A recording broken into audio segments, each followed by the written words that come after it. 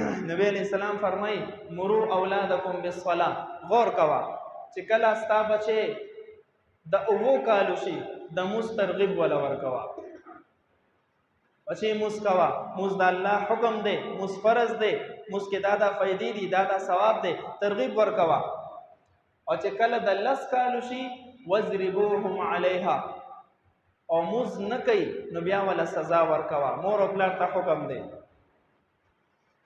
وفرقوا بینهم فی المضاجع. او چې د 10 کالو شي کنه نو د دې د ملاس په زینم جدا کړه.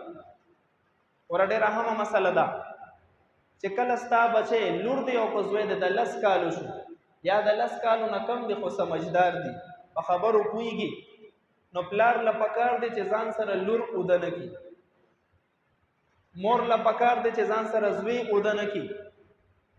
د کشان مور او پلار له پکار دی چې دوا رونه دي د 10 کالو دی یا کم دی خو سمجھدار دی یو ځای به نو د کوي بیل دوا خويندې دي د 10 کالو دي یا د دینه کم دي خو سمجھدار دي پويږي په خبره یو ځای به نو د کوي بیل به ود کوي.